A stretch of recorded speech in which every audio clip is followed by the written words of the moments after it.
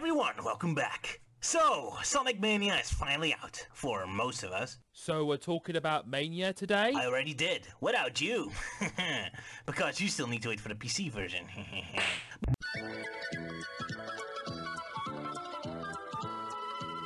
Fan games. Highlight a view, see what's going on, some interesting bits. Ah, I see. Sonic Mania has its origins as a fan game. The taxman made an engine and a two-zone demonstration, right? And then got hired by Sega to make a mobile phone port for several classic games. More or less, not entirely sure if that's a full story, but it boils down to that, sure. Doesn't really matter. So, fan games. Every now and then, one gets a lot of praise and attention, and we'll get the typical fans do it better than Sega responses. I don't think that's entirely true. They can never have the polish and complexities of a multi-million-dollar budget game has. Unless we're talking about Sonic 06 and the like. Ah, sure.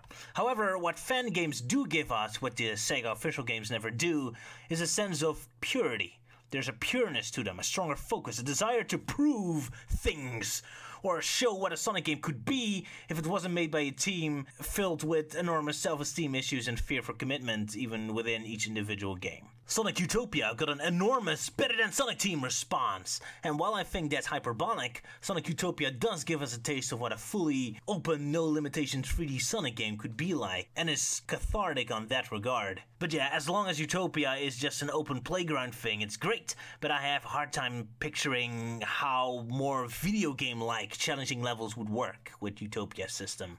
Yeah, I prefer Green Hill Zone Paradise in that regard. Less pretty to explore, but it feels like it has its feet more on the ground, and is a more solid foundation of true platforming. I also like it has its boost tied to your own ability to get to full speed. Got to earn your boost. I find that way more satisfying. Yep, but let's not go into exploring the fan games just yet. We're still introducing. Anyway, the point is, we're not praising these fan games so much on technical execution, because I find that a little less interesting angle to approach it from. We're not reviewing them, we're observing them as concepts, as visions, as what could be. I can't really add much when it comes to the technicality of those projects. I'm not much of a programmer. Most I did when it comes to programming games are simple Flash games and handling the Jazz Jackrabbit 2 level editor. So to our new brains, the technical execution of a game is just getting the magic maths right. We're more interested in the concepts and possibilities. Can't expect a group of passionate amateurs to show up as senior staff of professionals. Although, truth be told, several games come close, or even succeed, depending on what official games you compare them with. So here's what we're gonna do. Based on the Sonic eras, I'll pick out a fan game that I think is a nice representative in one way or another for that era. Add something to it, or continues its legacy, or fixes a problem, something that I find worthy to talk about. And with eras, I mean the classic main games, Sonic CD, since that's a bit of an odd duck, the 8-bit games, the Phantom post-Sonic R pre-Sonic Adventure era, technically doesn't really exist, but a lot of fan games love the concept that there was a full-blown 3D classic style game during the Saturn days. So basically, if Sonic R was a platformer, and good, or the Sonic Jam 3D stage evolved to a full game. Yeah. Then the Adventure era, the racing games, the Rush games, the Boost games, and finally a Sonic Lost World 1. And after that we'll look at a few fan games that don't really fit with any era and do their own thing. Wait, we're skipping the Sonic Advance games? Yeah, I didn't really find any fan games that represent those. Well, a lot of them use advanced sprites. Makes sense, I suppose. The Advance games feel like their transition period between classic Sonic and Rush, so most fan games would more likely fall in those categories. And the Sonic Boom games? I don't really know what to make of them, so Okay, so before we start with fan games, there's two types.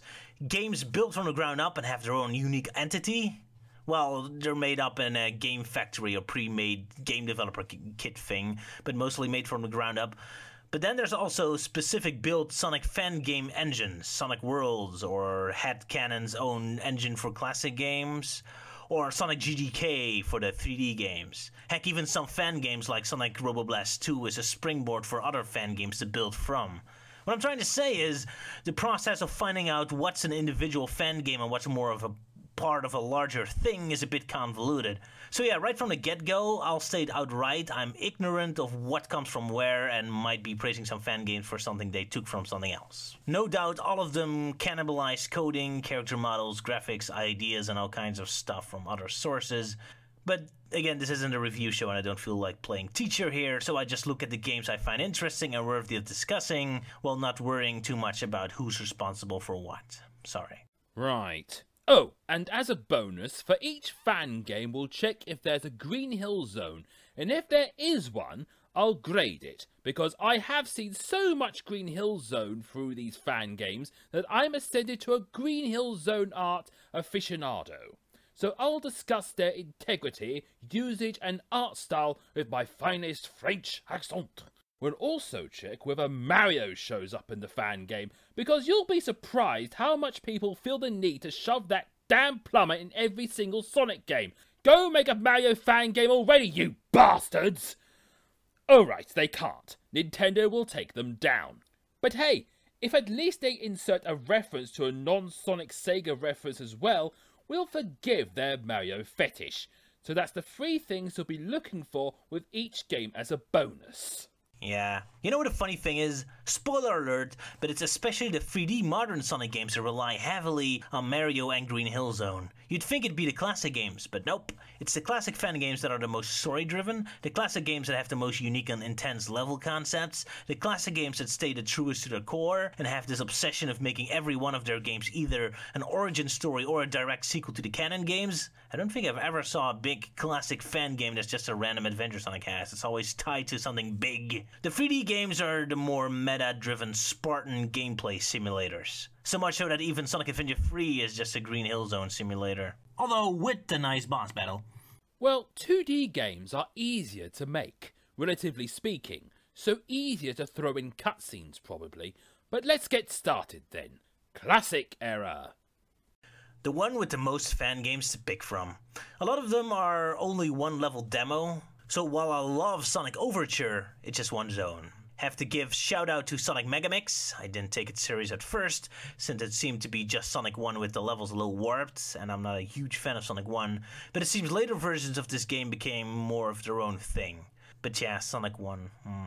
Hate to say it, because it's an obvious choice, but yeah, After the Sequel is my big example of a classic game representation that I like. Green Hill Zone, there is none. Instead, the sequel series has this Air Temple Zone instead. I kinda like you get an overview of the entire island in the background.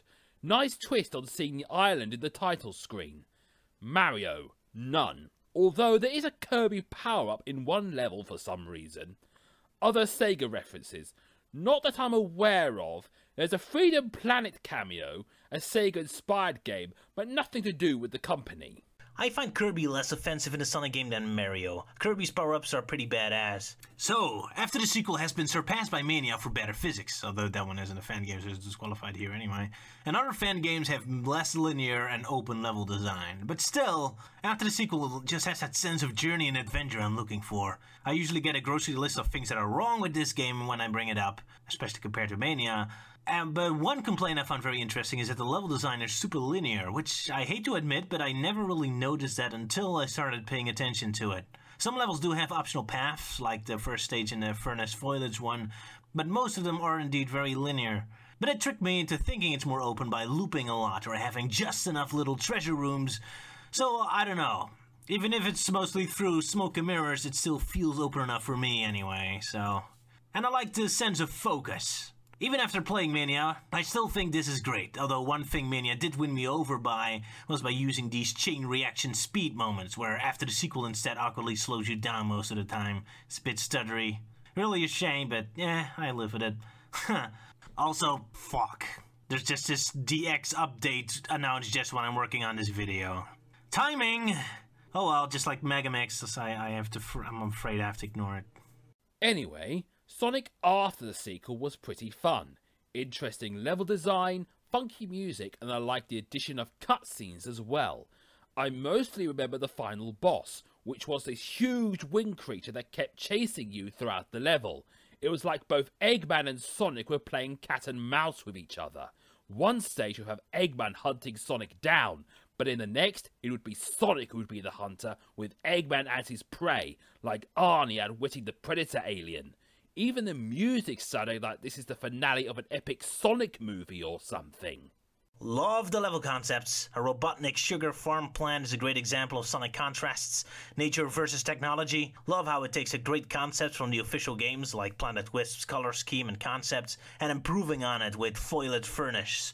And throwing a bunch of cool trains in the mix. That's what I like with Sonic. Weird contrasts. Also props on being my favorite ghost spooky stage. Usually I don't like this trope, but the Moon Mansion has fantastic color use. Sonic CD era. What have we got? Sonic Time Twisted, another relatively well-known one. And this one does have more level routes fitting for the more exploration-based Sonic CD. Green Hill Zone? No.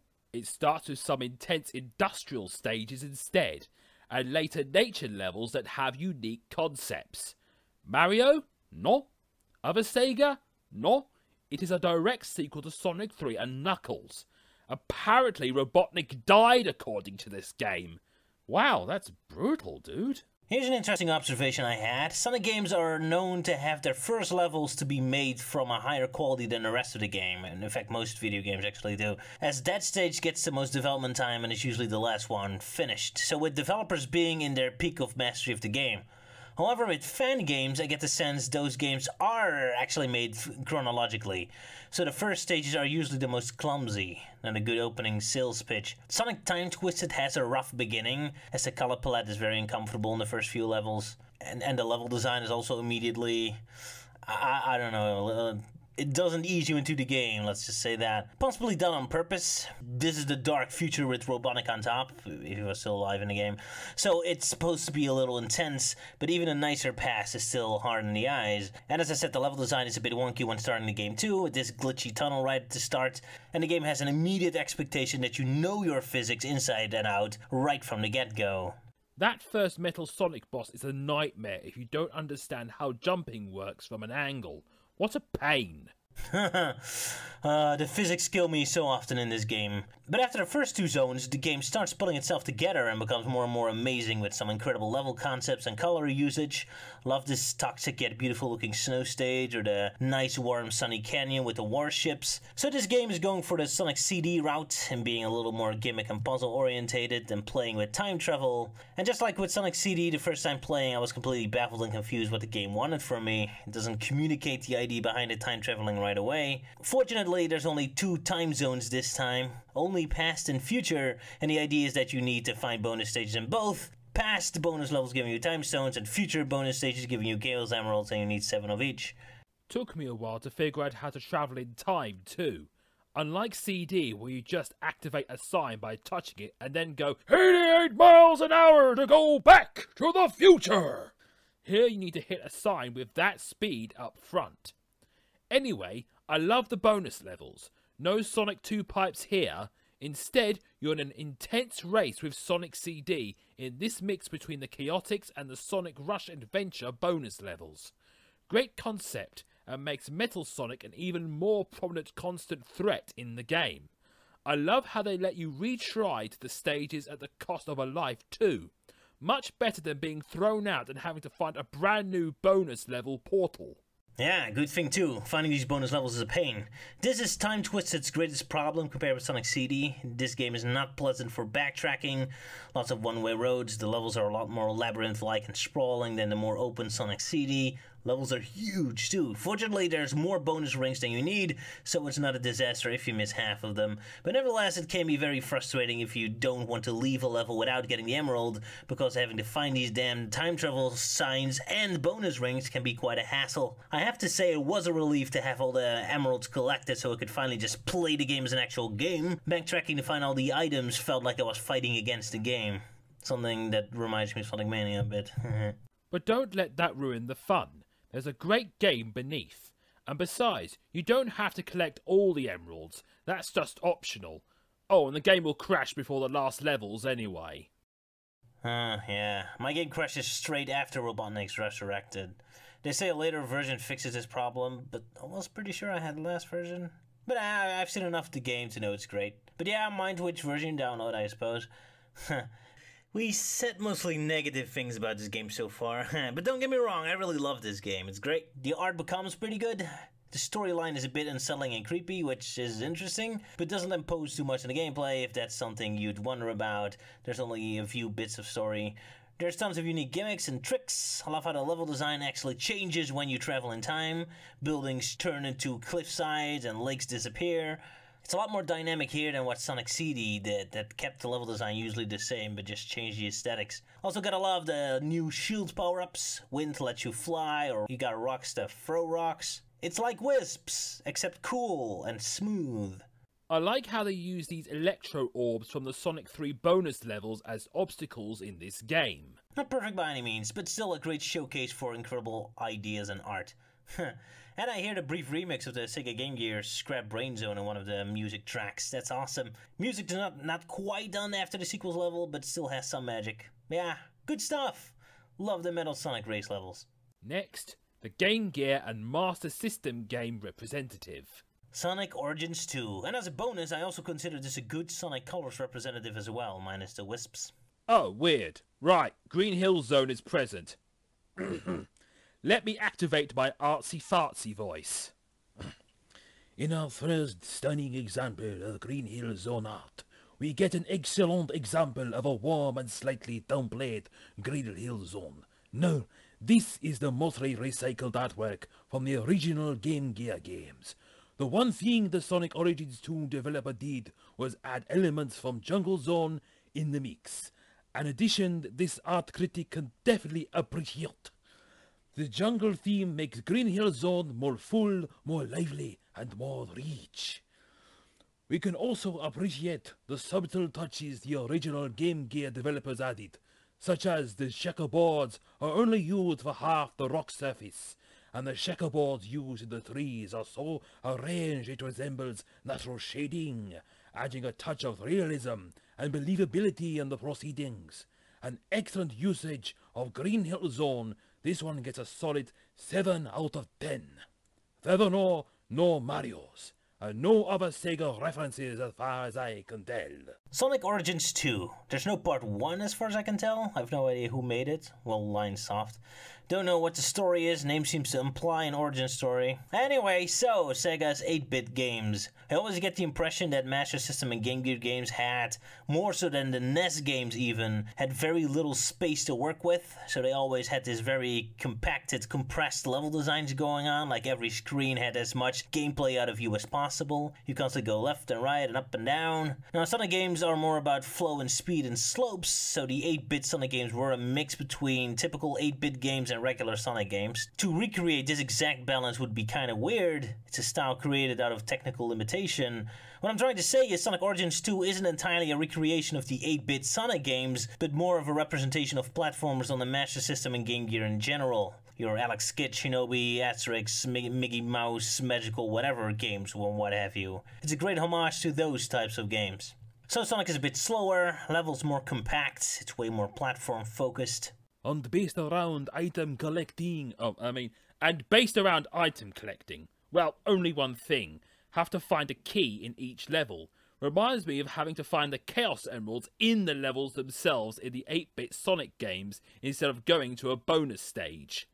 And speaking of bonus stages, man, they are in Sonic Origins 2 and they are hard. The regular levels are easy to play, but the bonus stages, you are on a tight time limit and have to collect every single ring. Make one mistake and you might as well start over. These levels have no mercy. For those who love intense platforming. Sadly, part of the difficulty is Sonic himself. He controls a little stiff and he's a little too fast still. Same problem as Colors had. Making Sonic fast is utterly pointless if the levels you put him in have no desire in being fast. Still, the balance is a little better in Origins, although it could have used something like Colors double jump, or at least the option to cling onto platform ledges. Well, I never saw a Game Gear platform game where you could hold onto ledges anyway. Well, outside of that Aladdin game, but that game felt more like a Prince of Persia type game than a regular platformer. Hey, wait a minute. Prince of Persia style game starring Aladdin. Oh, hey, Disney, you clever bastards. So, I give Sonic Colors a lot of shit for being a claustrophobic blocky platformer, but truth be told, I don't really hate blocky platformers. I like Mega Man, I have a soft spot for most Game Gear platformers. I can enjoy a game like this. The main reason I hate Colors is because it's dishonest, and it keeps trying to trick you into thinking it's a 3D game, it's a fast game, it's a Sonic game. It isn't. It's this. And heck, the few times Sonic Origins 2 becomes a more spectacle fast-paced game, it's usually whenever there's a gimmick going on, like the minecart or hang glider sections, now completely disconnected from the regular platform sections, and like the actual Game Gear games that had their minecart and hang glider fully ingrained into the levels themselves. But here in Sonic Origins 2, it's kind of like Sonic Colors that has its speed sections completely disconnected from the core game. But anyway, yeah, on that level, in terms of consistency and being honest and presenting itself and its platforming as open and true, I think Sonic Origins is better than Sonic Colors in terms of communication to the player. Now, actual Sonic Colors fans probably won't like this game so much. It controls a little too stiff and there's no wisps. But hey, if you think Sonic Colors is the best and fastest 3D Sonic game there is, then you love Sonic Origins 2 also for being one of the fastest 3D Sonic games. Next error, the what if there was a full-blown classic Sonic-style 3D game? We already brought up Utopia and Green Hill Paradise, and I love them both. They're great. Great example piece of what you could do, although Green Hill Zone Paradise is leaning more toward the Adventure and Boost era. And both are only one level. We want a full game, not just a test ground like Sonic Jam had. Sonic Robo Blast 2 has to be this representative. And Green Hill Zone everywhere. Oh la la, sacre bleu! The key to a good Green Hill Zone, according to this humble critique, is warm colors and a hint of grit. Utopia got the warm colors right. What an immensely welcome and pleasant glow. The rocks don't seem to have textures, but are empty color patches. It creates a sense of depth when they're far in the background, but discomfort when seen up close. The grass needs a little more oomph. It's all grass. I think it could use some paths of sand. Look at Sonic Jam, for example. The gritty path, ridge and rock ledges really gives the Green Hill Zone some grit, some shape, some body. It could give Utopia more of a direction as well, but I do like the waterfalls. A solid 8 out of 10. The warm colors save it. Green Hill Zone Paradise is no paradise, but no slouch either. Yet again, some warm colors brought through the red sand beneath the Green Hill Zone patterns. I like when Green Hill Zone is a mix between the abstract cartoony and the gritty realism. And while this Green Hill Zone does combine both styles, it mixes them up in one general flavor. Instead of pitting the two styles together, this makes this Green Hill Zone a little unassuming, a bit bland, but it's still pleasant. A good 6 out of 10. But Sonic Robo Blast? Oh la la, the colors are flat. There's no subtlety, no style. You get the Green Hill Zone pattern straight on. The vanilla use of Green Flower Zone. The flowers aren't green. This name makes no sense. It's not harmful, but not interesting either. However, some of the custom-made extra stages add more details. And it's amazing what adding a nice sandy beach can add. Look at this view. Simple but inviting. This is something I enjoy exploring. But the vanilla Green Hill Zone is very flat. A 4 out of 10 for the Green Flower Zone, but an acceptable 6 out of 10 for the various more detailed uses of the Green Hill Zone theme. Is Mario present? Oui, oui, a whole Mario-themed level! Other Sega franchises make an appearance? Why, oui, there's some nice Into Dreams-inspired bonus stages. This game is made with the Doom engine, so chances are you might get a little nauseous when you play this game for too long. I don't play it longer than 2 hours in a sitting either. Those old 3D engines were cheating with the perspective, so there's a subtle uncanny valley element making your brain confused. This game has been in development for over 15 years, can you believe it? Technically not finished, but there's so much content it doesn't really matter. Turning a first-person shooter into a 3D platformer, and it's doing it rather well. This is more than a game, it's a hub for an enormous amount of user-generated content. There's tons of new levels, campaigns, and characters to download.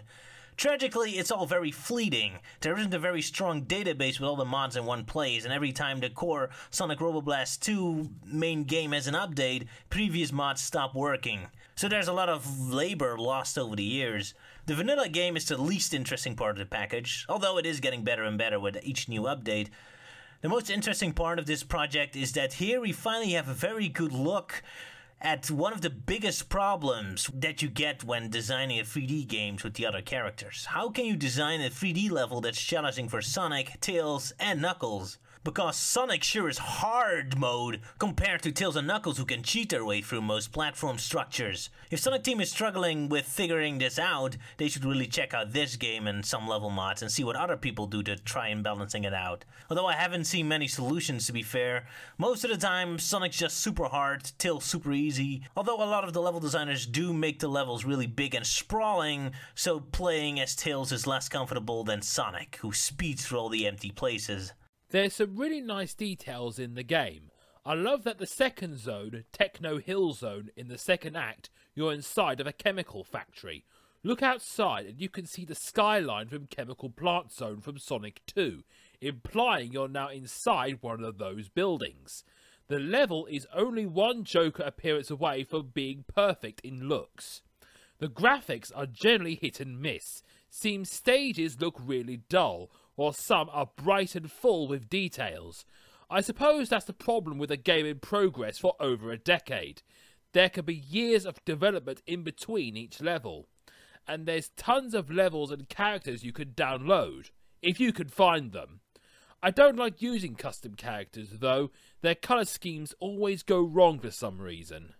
There's a multiplayer mode even, online, with Sonic R-style races and deathmatch fighting. I don't do this much, I don't like online gaming, but it's there. Adding new custom stuff is a bit messy. Again, there's no solid website where all of them are available. You have to scout through a forum, with most files being hosted on file sharing sites that delete the files after a few months, so tons of older material is gone. Another problem is that the game doesn't have an interface for your mods. You throw the files into the game folder, enter the game and open the console, type in a code, and that lets the game load the mod. This means you have to be very good in organizing and remembering the file names. When I come back to this game months later, I can't remember what file contains in terms of video game stuff. So it's a vast wealth of content, but it's all very fleeting. As for the game itself, ignoring the headache you get from the Doom engine, I think Sonic is a little too fast and could use a bit of the parkour he had from Lost World to make him closer to Tails and Knuckles in abilities, because now the guy's really crippled compared to those. Little too much difference between the three leads. But hey, at least that makes this game a good testing ground for level design involving all three of them. Outside of that, the game's rock solid, very responsive and fast, feels good to control them, they're just a tad too much. Next, the adventure era. Sonic World, definitely. Very close imitation of the Adventure 2 and Heroes gameplay style. Green Hill Zone? Oh oui, and Seaside Hill, and Turquoise Zone, and Ocean Bay, and Beach Zone, and Sonic Run, and Pine Tree Panic, and Zutolo. How many levels are there? Quality is all over the place, from exactly like the original to abstract Picasso art. Too much for me to get into. Every plumber out of 10. Mario, oui, he's there. Other Sega franchises? Well, there's a Jet Set Radio-inspired Sonic design, and I think I heard some Shenmue music in the Shao Garden. So, Sonic World. The core of the game seems largely inspired by Adventure 2 and Heroes in terms of gameplay. Yes, you can play in teams of 3 or 2 or on your own, but in terms of its levels, its ambitions are higher, much higher, ridiculously high even. It seems they want a level representation of every single zone of every single Sonic game ever. Every single Sonic game. Sonic 1, yes. Sonic 2, yes. Sonic 3, yes. Game Gear Sonics, yes. Sonic CD, Knuckles Chaotix, we have Sonic R, we have Sonic Adventure, Adventure 2, Heroes, Sonic 06, Sonic Advance, Sonic Unleashed, Colors, Lost World, Rush Adventure. Sonic Battle is fully recreated, including hubs in every arena, and is at this moment the only fully completed Sonic game together with Sonic R. But my all-time favourite Sonic levels represented are, of course, the Super Mario Castle, or Naruto's Leaf Village, and who could possibly forget the time Robotnik took over the castle of Hogwarts in that secret level in Sonic 3D Blast. Can't wait for classic Sonic locations like the Shire and Tatooine get represented. But with such a large amount of levels, the quality is all over the place, of course. The ones you get automatically with the vanilla game are amazing. then you can download the other levels from the website, and some of them are just as good as the included levels, but a little unfinished and rough. Some are lazy ports of the originals, just imports of the original levels straight into this engine, while others are, let's just call it abstract art. And a huge cast of characters. Every main game character comes along with the vanilla game, from the obvious like Shadow to the obscure like Marine and Bark, to even the I didn't even think of that like Tiara from the cancelled Sonic X and removed Honey the Cat from Sonic the Fighters. And even if playing as Mephiles is obscure enough, you can download a bunch of others, even including Sally Acorn, the Commander, and the President. That's amazing! And you can play as the President? He sure likes to be like his bros, Shadow and Sonic. He even has a framed photo of them. But man, never mind representing the adventure games. This is like Sonic Generations on steroids. Yeah, but the gameplay is closer to Adventure 2 and Heroes, so funny enough, despite this representing the adventure games for me, it has the least story out of all the games. So little story that there's not even a level order. There's no first level or final boss, it's just a bunch of levels. Almost feel more like an open-ended Tony Hawk kind of game. There's a bunch of random levels and arenas, so just go do a bunch of missions. The only goal this game has is for the creators of the game to have every zone ever to be represented, and for the players to unlock enough red coins by finishing levels or their adventure-style submissions to unlock the playable characters.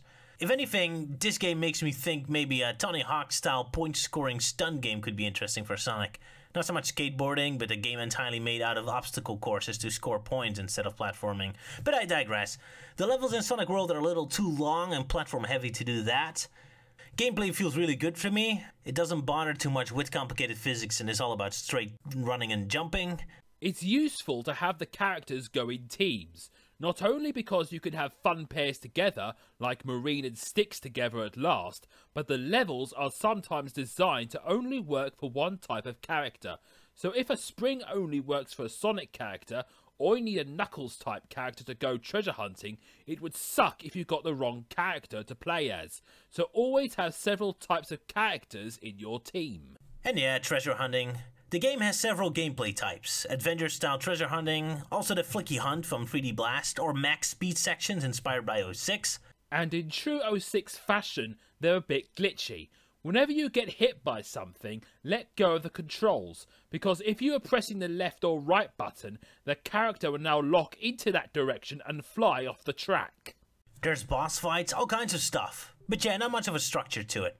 It's hit and miss. Depends.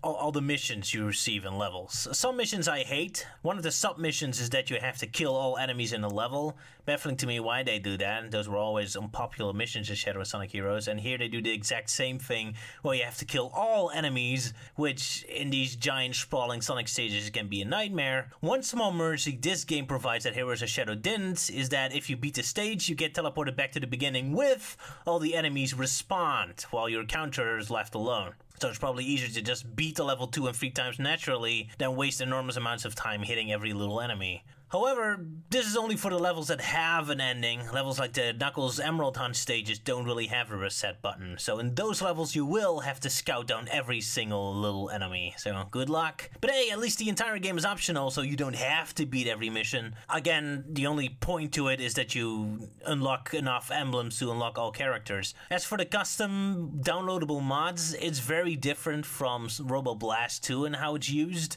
Unlike that game, this one has a much more solid database. You can get most characters and levels from their own website, and this game does present your new stuff in the game's own structure. The levels and characters you add appear in the selection screens, although you can only add 5 new characters at a time. So the organization is way better. However, it comes at a cost, and Sonic Worlds expects you to do a lot more hands-on with tweaking the original code.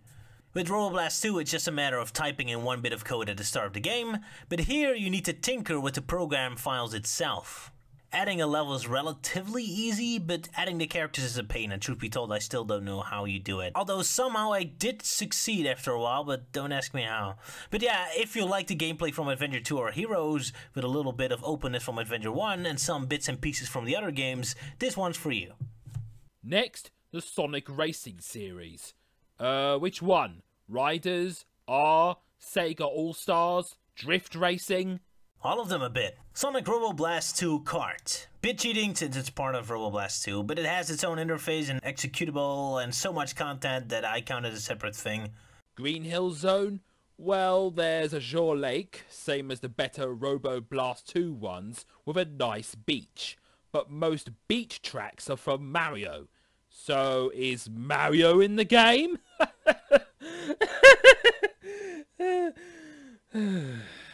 Yes, Mario is in the game. From the Mario Kart track in the main menu, the majority of the tracks Mario Kart inspired, all the power-ups from Mario Kart. Why is this even called a Sonic game? This is clearly a Mario Kart fan game. Surprisingly, the only aspect lacking in Mario are the playable characters. There's a ton of Sonic characters, but only one Mario character. Waluigi. Admittingly, if there's only going to be one Mario character, Waluigi is an excellent choice. As for other Sega franchises, none. Didn't spot a Daytona track or Knights as a character. No. Yeah, I can't help but think this was meant to be a Mario Kart game, but then rebranded as a Sonic game in fear of Nintendo's terror on fan games. That said, it's a fun game. Everyone is in cards, so I suppose that makes it mostly a drift racing style game, although there exists a Sonic Riders add-on where the cast is on airboards, but I can't find it online anymore. There's a couple Sonic Riders inspired racetracks too, and some tracks, particularly Azure City, whatever you pronounce it, reminds me of Sonic R with its open-endedness. There's a few random bits you can go off the track and explore for no reason. I love this casino track. Looks more interesting than the Sega All-Stars casino tracks, since you really go inside the casino as well, instead of just having the casino game suspended in midair for some suicidal reason. The game hasn't programmed in AI racers, so it's either online gaming or time attack for yourself. Fine with me! I hate kart racers, to be honest. Mostly you're just a sitting duck being hit endlessly by random stuff until you lose anyway. I much prefer time attack so I can actually fucking race in these damn games. It controls nice, even with or drift, one you can charge up like in Sega All-Stars. It's fun to screw around with. Only problem with the game is what I already brought up in Robo Blast 2. The mods are extremely fleeting. As I said, there was this Sonic Riders add-on, but it's lost and I can't find it on the net. And this base kart game file is probably lost to the internet at this point too. Last updates I can find are from 2013. So, yeah. Wish I could recommend it much more, but it's probably near impossible to find it now. Oh well. Still, hey, at least at some point in time, somewhere on the internet, there existed this game. Mario Kart, Sonic Kart. Next, the Rush games. Sonic vs. Darkness. Green Hill Zone? Bits of it exploded and pieced together through other stage types. Fitting for an explosive game like this, it's mostly from Sonic Advance and Rush sprites, so no point in commentating on it. Mario? No sir, the poor plumber's face would melt if he came close to this game. No other Sega franchises here either. Sadly, this game isn't finished yet, and is only a 2-zone demo, so it's on the edge of not really counting for this video, but then again, I couldn't think of other really good Rush Advanced type games, except for one Newgrounds Advance 2 port, but anyway, it's still more than enough content that I can recommend it. Man, this game. I love this game. It's like the evil opposite twin of Origins 2, where that game took away all the speed and spectacle to focus on pure platforming. This game removes most of the platforming and becomes a full-blown boosting spectacle. This is arcade action at its finest, and it's all about getting a high score and keeping the flow and rhythm. Games designed that you're always on the move. Even if you miss your jump and even fall into water, you'll be bouncing around like a pinball from hell in no time. You play as Sonic or Shadow. Not much of a story yet. You select a level and blast off. I like how the levels grab several level concepts and mix them up. First stage is Green Hill Zone combined with a carnival stage, with some Sonic CD based crazy interiors on top of that. Or the second stage where you fly through beaches, into caves, and going in and out of pirate ships. There's constantly things happening. You're falling down waterfalls or other gimmicks to keep things moving. This game might be a nightmare for those who want Sonic to be a platformer and accuse it of being hold right to win, but for those coming for explosive action, this game got you covered, with plenty of colourful set pieces to keep a grin on your face. But yeah, so it's more Sonic Rush Adventure than regular Sonic Rush. Sonic Rush Adventure on steroids. It's crazy. I love it. The pure action and spectacle of the Rush games brought in with a purity the official games would never dare do. Yeah, and speaking of boost, the modern games. Yeah, as mentioned before, for colors I'd pick Sonic Origins, but for Sonic Unleashed and Generations I'd pick Sonic Souls. Well, the closest I saw to a fan game emulate Sonic Unleashed, the daytime stages, was Sonic Lost Adventure, but that's just a one-level demo. Love the artwork though, it has that gritty, realistic harbor setting, but with the colorful crates making still a more abstract, cartoony feel of Sonic. But yeah, Sonic Souls is a full game, so that one I pick. Does it have Green Hill Zone? Mais oui! And Seaside Hill also makes an appearance. The most realistic version of Green Hill Zone so far, with muted down colors, is not really popping. While on one hand, I don't like it when Green Hill Zone is a little too Green Hill Zone for its own good. Punches you in the face with baby colors, like Windy Hill did, but this is the other extreme, with this Green Hill Zone being a little too muted and toned down, and being mostly dull now. This game engine isn't really made for cartoony levels. I mean, the realistic looking gritty ruin seed in Seaside Hill Zone looks fantastic. If this was a Shadow the Hedgehog level of the rundown city, but the cartoony elements don't flow as well with that grit, and not in a fun way, but it just kind of fades away into nothingness. Really dull. 4 out of 10. Weird, because Sonic Souls has other levels, particularly this one, Sky Fortress, is popping and bright. Love playing this level with the Jet Set Radio Sonic, with its Sonic R music track and these new colors. It's very Jet Set Radio-esque here. No Mario to be seen, no other Sega as far as I can tell, except Jet Set Radio Sonic returning again. I wonder if it's the same model from Sonic World.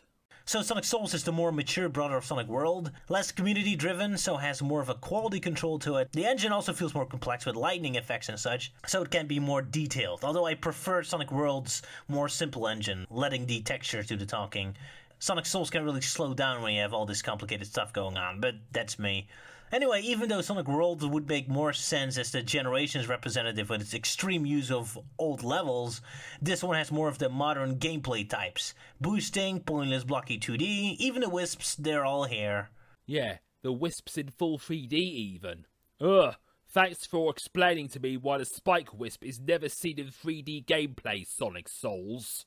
It's a fun game though, bit rough around the edges, but there's a ton of content again. There's even a hub this time, a Green Hilly type locations where you can access the other levels. Not as fun as having a city to run around in, but it'll do. Gameplay's fun, still a bit glitchy here and there, it's a work in progress, I think. But when it works well, it's pretty good. I think there's different people working on each level though, since each level feels really different. Some are really Sonic Unleashed style, like the theme park, or some are more into the 2D stuff, like Seaside Hill. Some feel more like Sonic Adventure or 06 in a good way, like Sonic Sky Fortress. It's all over the place, so it's hard to get a handle on what the game really is. Anyway, yeah, neat. But it has some problems with white surfaces. They're a little too bright. Look at this beach. Bloody hell, looks like the Seaside Hill beaches are nuclear. Rouge's skin looks really unhealthy there. So next, Sonic Lost World. Yeah, haven't really seen any fan games try to emulate parkour stuff yet.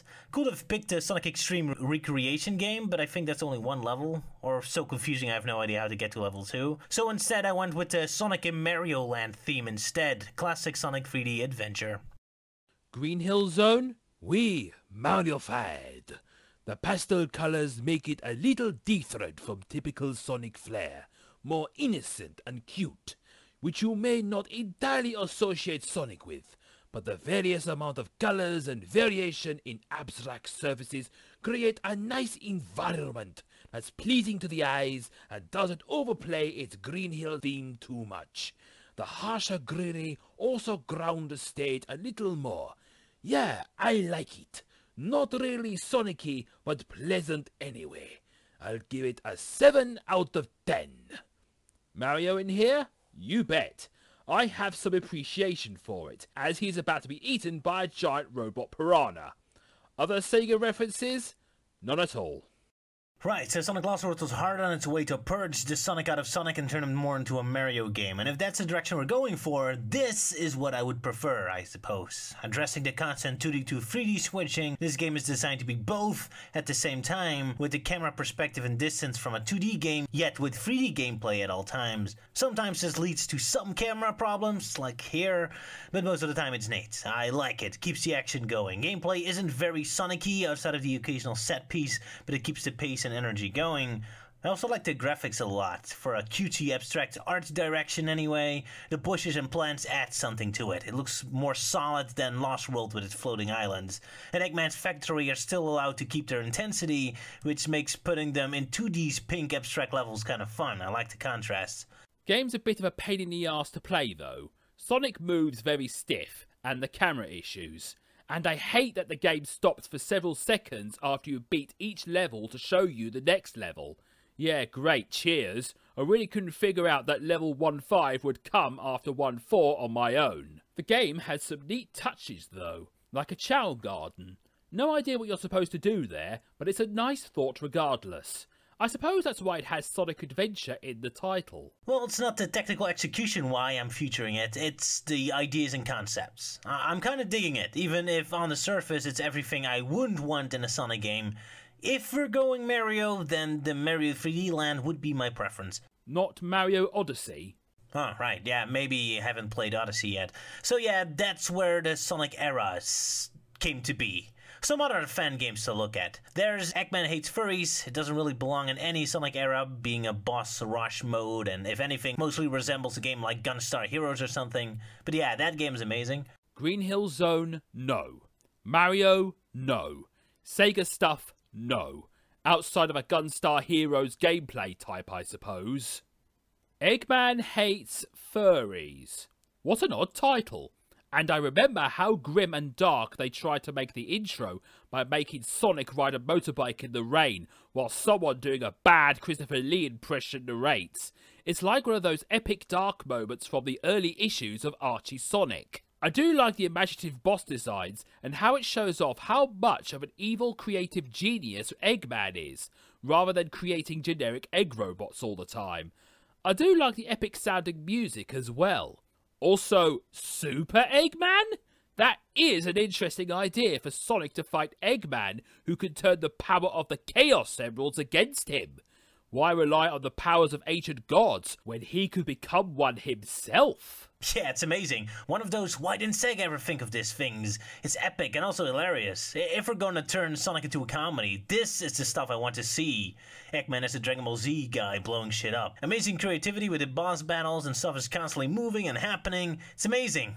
It's the Sonic Advance 2 battles on steroids. Amazing. Then, last Sonic game we'll be taking a look at will be also a very appropriate one, Sonic Retro. Or the game that launched Taxman's career, I suppose. Looks simple, but then again this was the Pioneer. So you got two zones. One new one and an old one. Emerald Hill Zone from Sonic 2. Wow, so even in his first game he was already splitting the game up with recycled stages. And one new one, Egg Garden. I like it, like a botanical garden. Taxman seems to have a sense of humour, with Eggman having portraits of himself scattered all across this garden building. And is there fire coming out of the boss's arsehole? Wow, I wonder if we'll be getting any fire farting robots in Mania 2.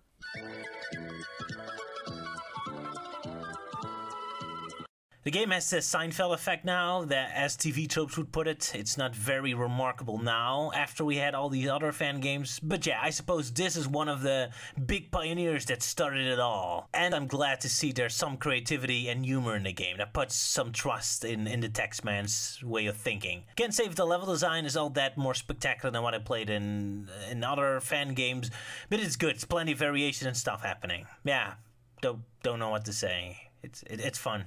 Huh, didn't really went too deep with most of them, but yeah, that was a lot of fan games to talk about, and there's still tons of others. Yeah, so many we haven't talked about. Video's getting long and I don't have the time to go through them all. There's Time Twisted, the most story-driven of the fan games. Well, that isn't an outright RPG. Nice, but a bit tough to play. Speaking of RPGs, I should give a shout out to Chaotix of Tomorrow. since I did its intro animation for it. An animation so well received it got my first appearance on a cringe troll insult website for my career, as it was torn apart on something awful. Good times. But yeah, RPG Maker stuff, it's alright. Nikon Aqua Ripple Magnum Planet is working on a Sonic Exodus, although I haven't heard from that in a while. I recently heard there's a team working on a Sonic Online RPG. I was asked to be a story editor in another one, although that's fairly early in development. Yeah, tons of stuff to come then. So, those were quick picks through the fan games that made the most impression on us. Got any to share? Another unique artistic take on Green Hill Zone for my fabulous insights to take in? Let us know in the comments, and we'll do a follow-up. We still need to talk about Fortress, Archie, maybe more on the music stuff. Last thing I need is more topics. Yeah. Right. See ya.